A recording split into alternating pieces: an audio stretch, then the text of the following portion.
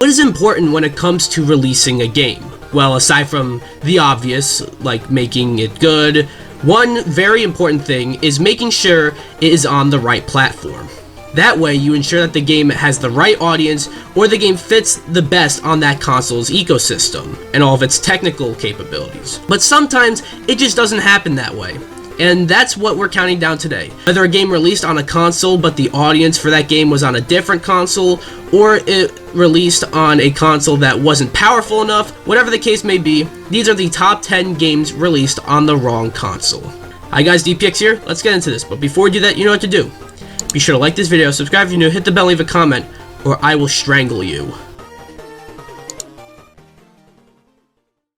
I wanted to give to you, in the last part of your notes here, the significance spiritually of the number 10 in the Bible. Castlevania, such a badass video game franchise. Some of the most iconic games include the first game, Castlevania 3, and 4, amongst others as well, and all were on Nintendo consoles. However, there are two other games that are very iconic, but were not originally on Nintendo. Those two games are Castlevania Rondo of Blood and Symphony of the Night. Both games, especially Symphony of the Night, are considered the greatest games in the franchise, so finding out that Konami were re-releasing the two games in a compilation titled Castlevania Requiem, I thought this was pretty cool, but the thing is, it was PlayStation exclusive. Now that sounds bizarre that I just singled that out, but let me explain. Symphony of the Night was never on a Nintendo console, and still isn't, and even though Rondo of Blood eventually did make it to the Wii Shop channel, I mean, that means it's no longer available. On top of that, Castlevania Requiem was announced during the hype of Super Smash Bros. Ultimate, a Nintendo game, and that Nintendo game had Simon and Richter from Castlevania in the game as playable characters, making Castlevania more relevant than it's been in a while. Hell, the game even came out the same day as Smash Ultimate, but it was exclusive to PS4. It's on the wrong console. I'm not saying Castlevania Requiem shouldn't have been on the PS4, but at least have it on the Switch, because that makes the most sense.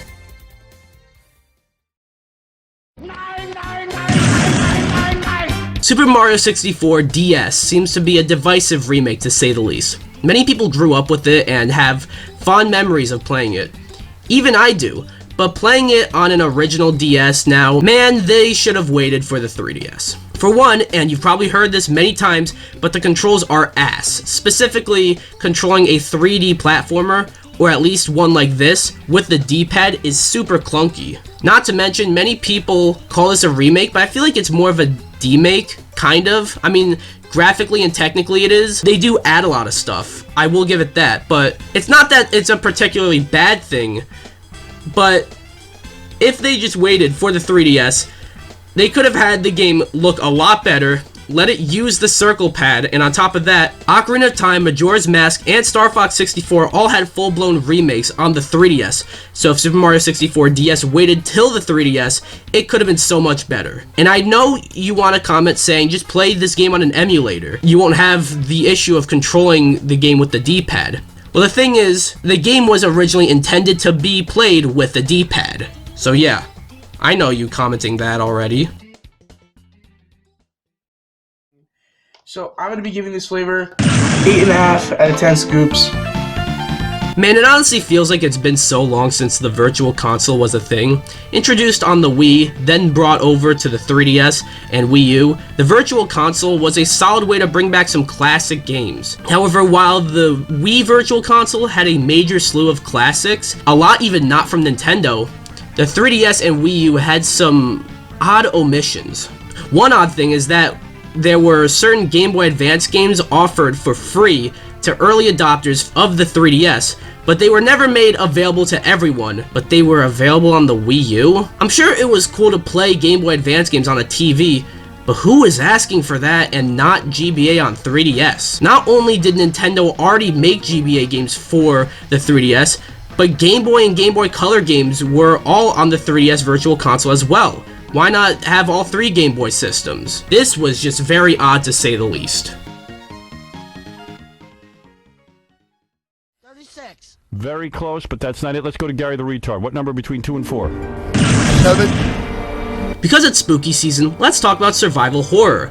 And by survival horror, what franchise instantly comes to mind? Yeah, I'm not even gonna give you a second. It's Resident Evil. But let's go back to 2012. It was certainly a year of all time for Resident Evil. To put it in perspective, it was the year Resident Evil 6 released. But earlier that year, we got Resident Evil Revelations. It was almost like a return to form for Resident Evil.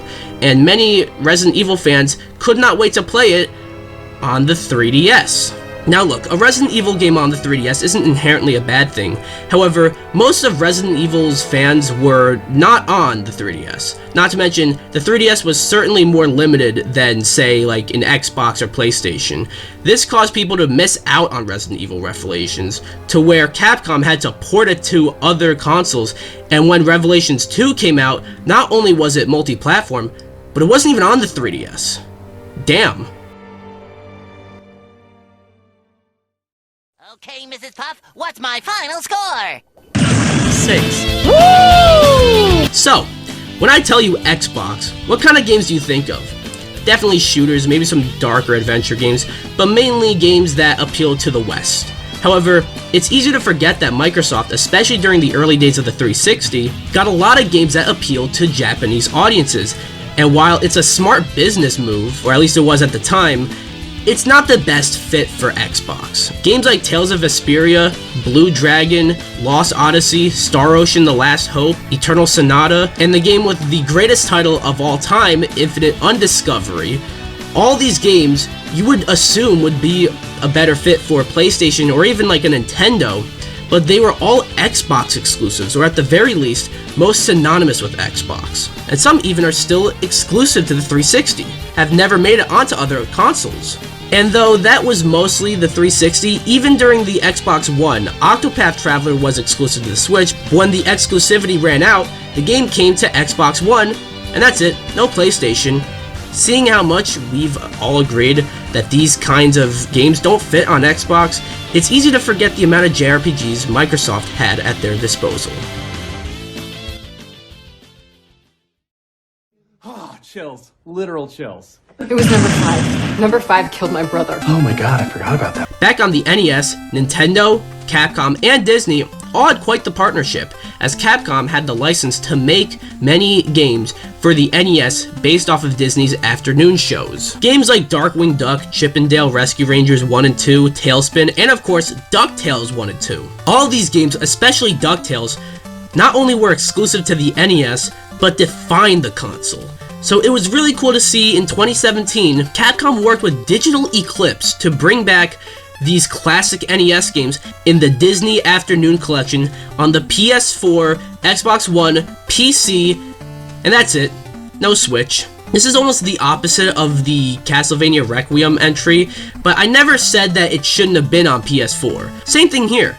I'm not saying the consoles it was on was the problem. The problem is the console it wasn't on. A collection of NES games on every platform that isn't Nintendo is just really weird. Needless to say, the Disney Afternoon Collection, not on a Nintendo console, but on everything else, was questionable to say the least.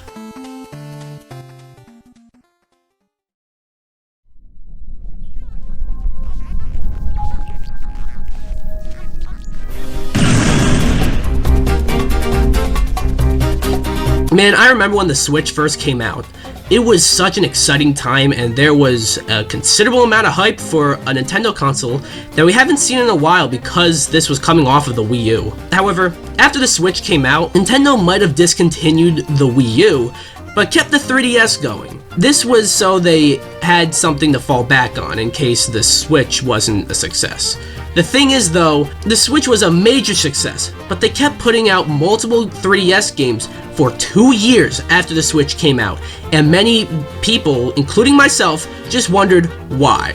And okay, yeah, I do remember people at the time defending this, but now I think it's safe to ask why we kept getting 3DS games up to 2019. I get at first the Switch was really hard to get, but by 2019, the Switch was everywhere. Nobody wanted to play on their 3DS in 2019. Games like Metroid Samus Returns, Luigi's Mansion remake, and the Mario & Luigi remakes, I remember those being announced and they were all met with a I wish these games were on the Switch. This led to some of Nintendo's worst selling games of all time because everyone moved on to the Switch. Worst of all, Mario & Luigi developer Alpha Dream shut down after the poor performance of the Mario & Luigi remakes, and I can't help but think that had these games all been on the Switch, they would have sold a lot more.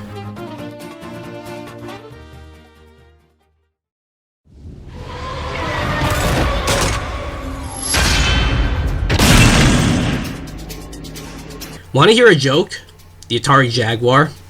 Yeah, I know, right? Am I funny? It was Atari's last effort in the console market to compete with the N64, Sega Saturn, and PS1, but lost to not just the PS1 and N64, but the Saturn as well. Arguably the beginning of the end for Sega, and the Jaguar lost to it. We'll get to Sega in a little bit. But why am I bringing up this shitty, obscure console? Well, any good game on it means it was released on the wrong console, because if it's good, it should be on literally anything but an Atari Jaguar. Minus some exceptions, it's not the worst console in the world, but you know what I mean. And that game happens to be Alien vs. Predator. This game is a solid first-person shooter based on Alien vs. Predator, and you get to play as Alien or the Predator, but also you get to play as a Marine, adding a nice dynamic to the game. Not to mention, it also has, like, a nice spooky vibe, like almost like a horror game, and it worked very well, and all this makes me wish it was on literally anything other than an Atari Jaguar. What kind of pencil do we take again? Number 2. Take a number 2. Looks like you took a big number 2. Every single game on this list was on the wrong console because either the audience was somewhere else, or it was on a console nobody cared about, or at least at the time nobody cared about it, or for technical reasons. But even with that last one, they never killed the game. Sonic Boom Rise of Lyric on the Wii U, however, oh my god. Now you might be a little confused with this one. Specifically, demographic-wise, the Wii U is a perfect fit for a Sonic game, sure, but technically, the choice of console kinda killed this game. Sonic Boom was being developed for the PS4 and Xbox One using Crytek's CryEngine 3. However, Sega signed an exclusivity deal with Nintendo, forcing Sonic Boom to move to the Wii U.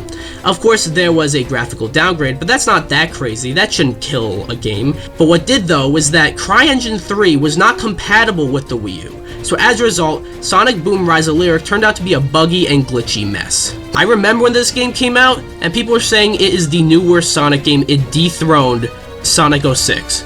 That says a lot. But if it just stayed on the PS4 and Xbox One, maybe Sonic as a whole would be looking very different right now.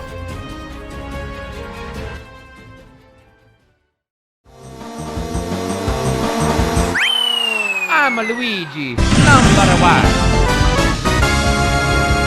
So all these games are on the wrong console for, well, the reasons I already named during the last entry. But this one is kind of different, as it nearly killed a company and was arguably, I wrote arguably, but it definitely was a contributing factor to why one console manufacturer left the market. I'm talking about Sega again, and this time, it's Shenmue for the Dreamcast. Strap yourselves in, because we got a big one. Now, Shenmue is one of the most highly critically acclaimed games of all time, but when it came out, you wouldn't have known that. Let me put it in perspective. Sega just came off of the Sega Saturn, a console that crashed and burned because of its botched launch, releasing it months before they originally said they were going to, out of nowhere. Many consumers, retailers, and game publishers and developers lost all trust in them. It was so ugly, Sega discontinued the Saturn pretty early, even announcing the Saturn is not our future, and released the Dreamcast. While the Dreamcast was a great console, I think one of the most underrated consoles of all time, and Sega was trying their best to rebuild trust,